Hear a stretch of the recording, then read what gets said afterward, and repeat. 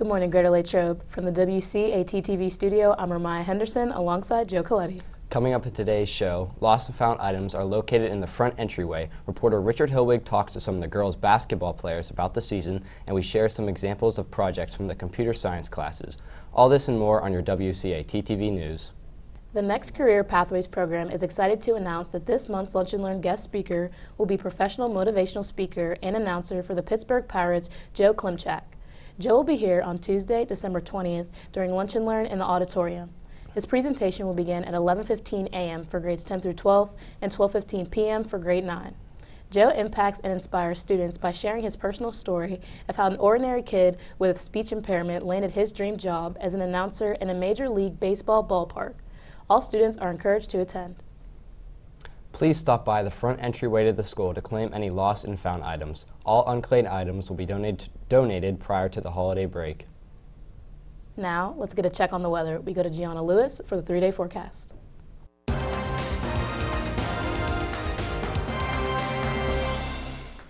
Hey Wildcats, today we have a high of 47 and a low of 32 with sunny skies.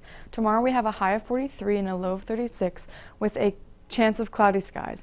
And lastly, on Sunday we have a high of 44 and a low of 36 with a 60% chance of rain.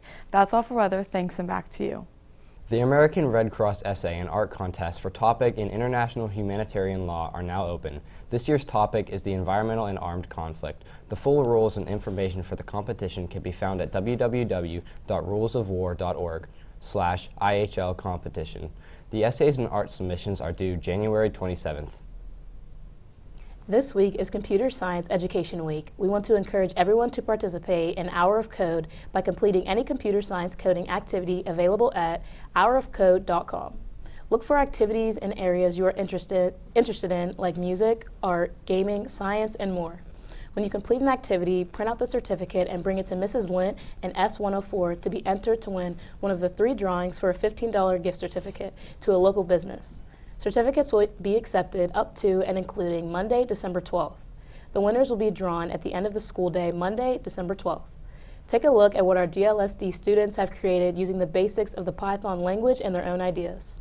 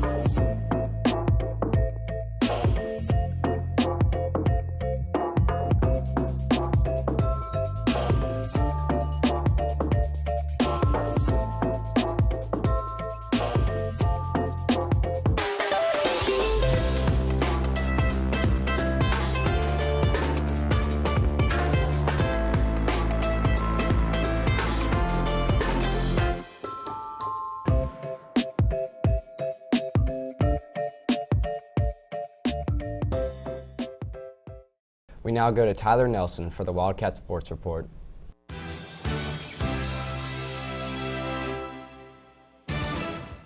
Good morning, Wildcats. Tonight, the JV hockey team has a game versus Knock at 8:30.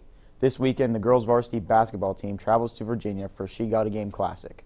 Reporter Richard Hilwig spoke to Camille Dominic and Ellie Snyder about the season outlook. Ellie, with the start of the new season, what is the number one thing as a team that you guys need to do to continue this stretch of success? This year, to continue our success, we definitely need to be consistent and come to every game ready to play with a positive attitude. Camille, the core of you two, Emma Blair and Josie Stragus, is still here despite losing Anna Rafferty and Bailey Watson to graduation. What confidence does that give you guys knowing that you four have had that success before?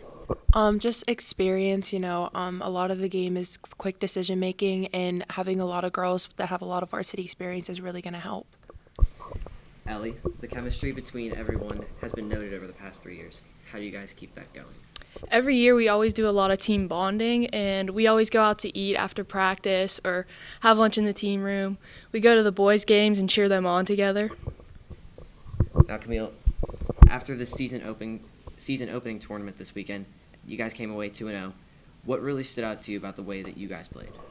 Just our team play and how everybody contributed in a different way. One of the most notable things, though, was definitely Carly Burke and Belle Blasi.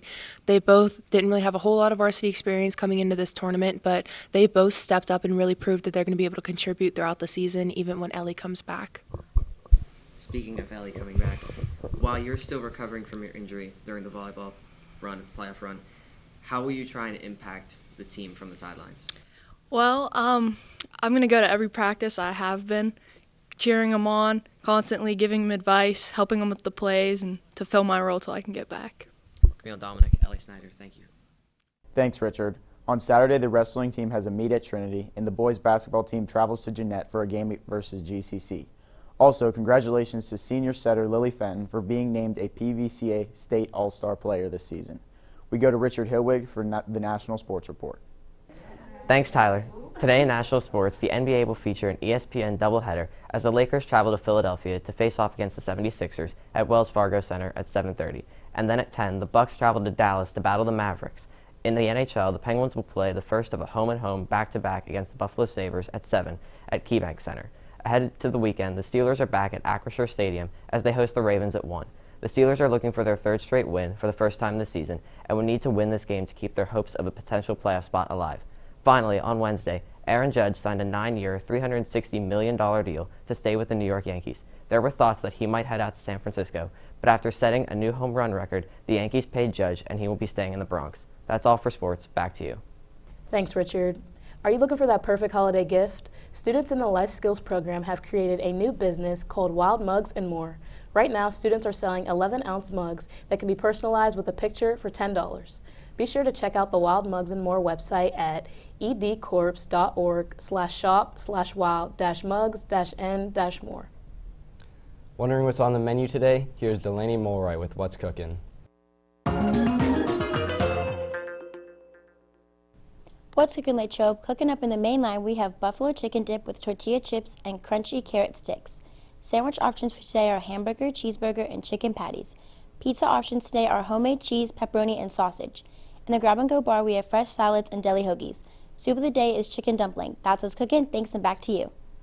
Thanks, Delaney. Now, here's Emily Sweeney with Wildcat World News.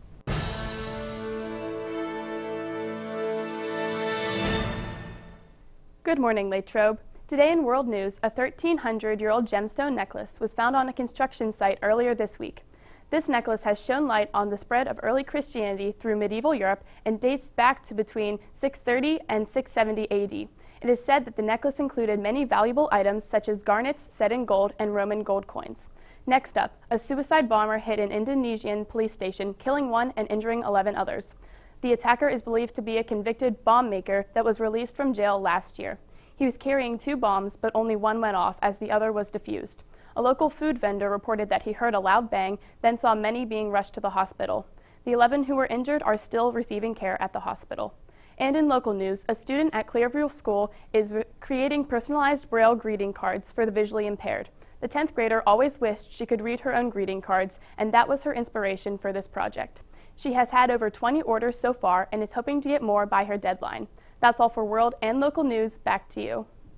Thanks for tuning in to this edition of WCAT-TV News. Have a great day, Latrobe. We are GL. Go Wildcats.